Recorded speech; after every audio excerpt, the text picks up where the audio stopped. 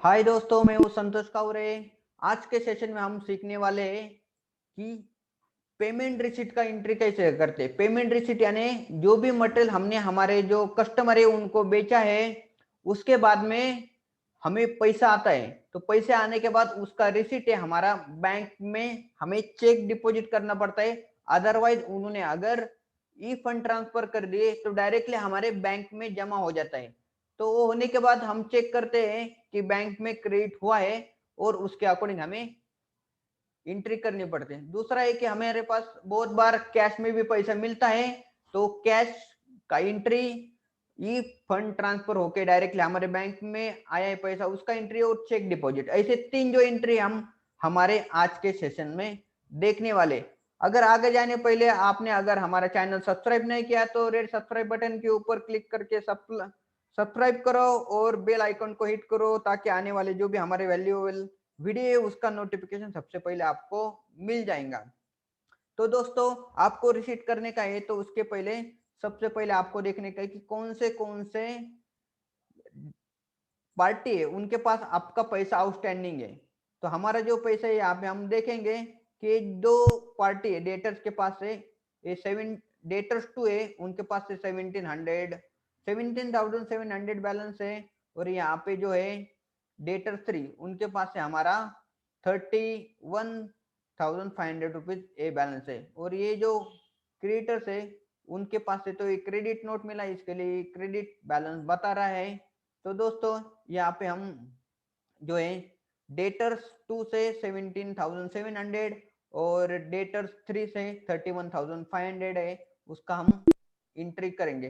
तो एंट्री करने के लिए आपको चाहिए दो चीजें, एक तो इक्विडेटर्स का अकाउंट ऑलरेडी हमने बनाया है, दूसरा है कि आपके पास पैसे कैसे आए, एक तो बैंक से आए हैं या कैश से आया है, तो उसका बैंक का लेजर और कैश का लेजर। कैश का लेजर ये टैली प्राइम में ऑलरेडी बनाया है, रहता है ऑटोमेटिकली, तो हमें कैश का लेजर बनाने की जरूरत नहीं होती। दूसरा है कि बैंक लेजर, तो हम यहाँ पे देखते हैं कि बैंक लेजर बनाया है नहीं। तो यहाँ पे कि ऑलरेडी हमने यहाँ पे बनाया है बैंक लेजर, और यहाँ पे बैंक लेजर बनाया है, तो हमें उस बैंक में हम रिसिप्ट का एंट्री कर सकते हैं। दोस्तों, यहाँ पे हम क्या करेंगे कि आपको जाना पड़ेगा गेटवे ऑफ टैली में और रिसिप्ट करने का है तो वाउचर जो ऑप्शन है वहां पे आपको एंटर करना है। एंटर करने के बाद आपको यहाँ पे जो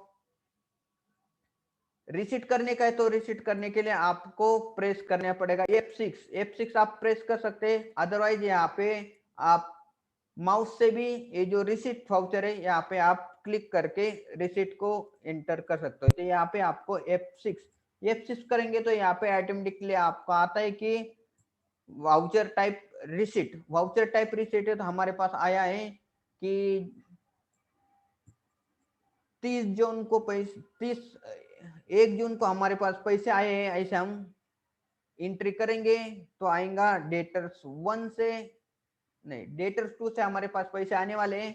तो यहाँ पे है कि उनके पास से जो करंट अमाउंट बैलेंस है वो है कि 17,700 रुपीज डेबिट बैलेंस है। तो जो पूरा पैसा है हमें मिला है, तो यहाँ पे मैं 17,700 यहाँ पे एंटर करता हूँ और अगेंस्ट रेफरेंस देता हूँ। अगेंस्ट रेफरेंस मीन्स कौन से इनवॉइस के अगेंस्ट हमें पैसा है, जो भी हमने इनवॉइसेस रेज किया है जो डेटर्स को, यहाँ पे इनवॉइसेस पेंडिंग लिस्ट है आपको यहाँ पे शो करती है। तो जो भी ये 3 नंबर्स वाला जो इनवॉइस है उसका हमने 10 मई को इनवॉइस रेज किया था, उसका अमाउंट है 17,700। तो इस प्रकार से आपको जो है वो इनवॉइसेस सिलेक्ट करते हैं तो यहाँ पे अमाउंट ऑटोमेटिकली आता है। एंटर करके मैं यहाँ पे जो है पर्टिकुलर में हमें देना पड़ेगा क्रेडिट, करेक्ट। हमारा जो पैसा है पर्सनल अकाउंट का रूल है यहाँ पे एप्लीकेबल होगा, debit the receiver credit the giver. Giver means देने वाला कौन है, डेटर देने वाला है, इसके लिए हमने क्रेडिट दे दिया। और रिसीव कौन करने वाला है, debit the receiver, bank receive करेंगे। यहाँ तो हम SBI बैंक है, यहाँ पे मैं रिसीव करता हूँ। तो यहाँ पे 17,700 रुपीज है, हम यहाँ पे लिख देंगे हमारा बैंक ट्रांसफर से अमाउंट आया है, तो डायरेक्टली हमारे बैंक में अमाउंट जमा है। तो यहाँ पे इंस्ट्रूमेंट नंबर लिखने की जरूरत नहीं है, डेट भी लिखने की जरूरत नहीं। तो ऐसे करके यहाँ पे मैं एंटर करने के बाद हमें लिखने का है या narration being payment received from debtors to against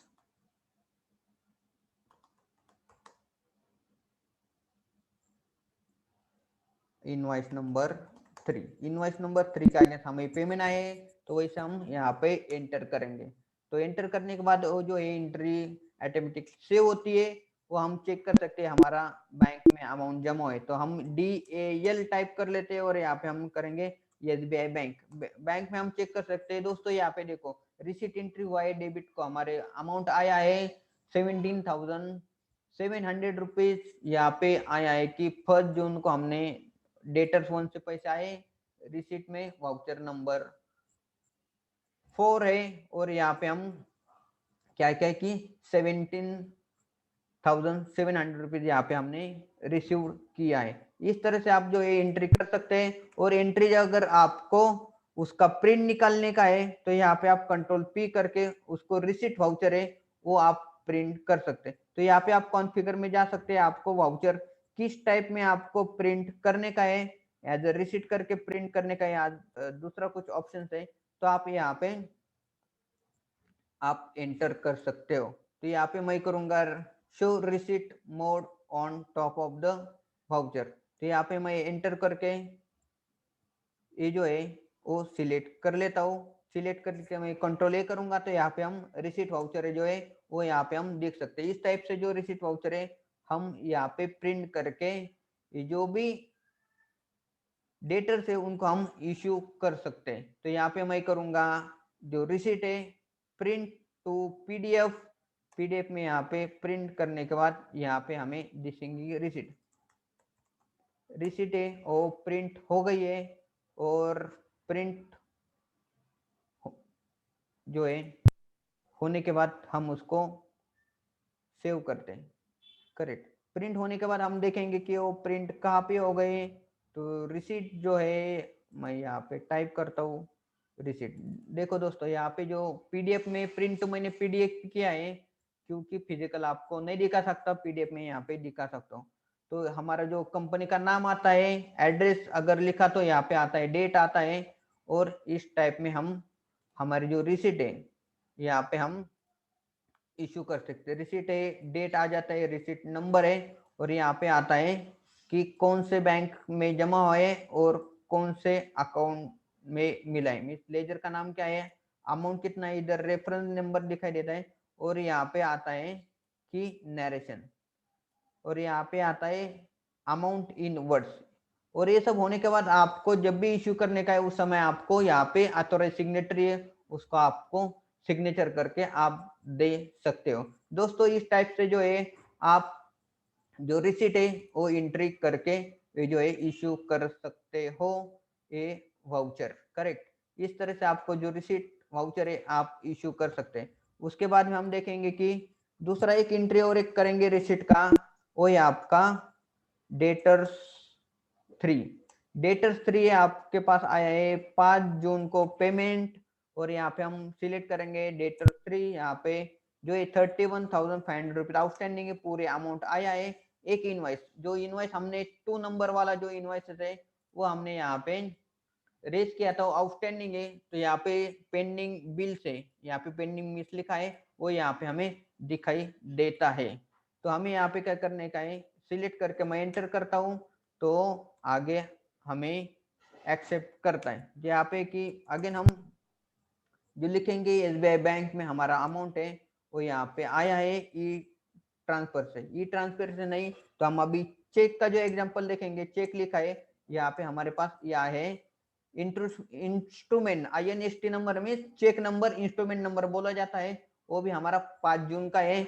और कौन से बैंक का है तो यहाँ पे हम लिख सकते हैं कि हमारे पास आया है एक्सिस बैंक से। तो एक्सिस बैंक इंडिया है तो उसको हम टाइप करके एंटर करेंगे तो यहाँ पे एक्सेप्ट करता है। उसके बाद में हम national being payment received from debtors 3 against invoice number 2, invoice number 2 है उसके अगेंस्ट हमारा आया है। तो इस टाइप से हम चेक कर सकते हैं कि हमारा बैंक में अमाउंट है उसका इफेक्ट आया है नहीं है। DAL टाइप कर लेता हूँ, SBI बैंक, और जो लेजर से वो सिलेक्ट करके मैं यहाँ पे एंटर करूंगा। तो दोस्तों देखिए यहाँ पे दोनों भी एंट्री यहाँ पे बैंक अकाउंट में आए। एक तो है कि हमने 1 जून को की थी, दूसरा है हमने 5 जून को। रिसीट वाउचर में क्या था, एक 4 नंबर वाला वाउचर था, एक 5 नंबर वाला। Amount 17,700 and 31,500। जो टोटल अमाउंट हमें इस महीने में जमा हो गई है 49,200। ओपनिंग बैलेंस था 18,160। ऐसा करके हमारे बैंक में बैलेंस बढ़ गया है 67,360 ऐसा बैलेंस हुआ है। दोस्तों इस तरह से आप क्रॉस चेक कर सकते हैं आपकी एंट्री होने के बाद कि हमारे अकाउंट्स में इंपैक्ट आए या नहीं है। तो भी आपको चिंता करने की जरूरत नहीं है, क्योंकि टैली जो है ऐसी गलती नहीं करती कि हमने एंट्री किया है और कहाँ पे शो नहीं हो रहा है, या हमें जो शो हुआ नहीं है और यहाँ पे कुछ अमाउंट है गलत कैलकुलेशन हो गए, ऐसे मिस्टेक अभी तक मेरे 15 साल के करियर में कहाँ पे भी हमने नहीं देखी है। तो इसकी चिंता करने की जरूरत, जब भी आप एंट्री करेंगे तो ऑटोमेटिकली करेक्ट वे से करेक्ट लेजर को करेक्ट आपके P&L के हेड को वहां पे एक्सेप्ट कर लीजिए। तो दोस्तों ये जो वीडियो है आपको कैसा लगा वो आप कमेंट बॉक्स में जरूर फीडबैक दीजिए, और मिलते हम ऐसे ही नए वीडियो में नेक्स्ट टाइम। तब तक के लिए आपका बहुत बहुत धन्यवाद। Thank you so much.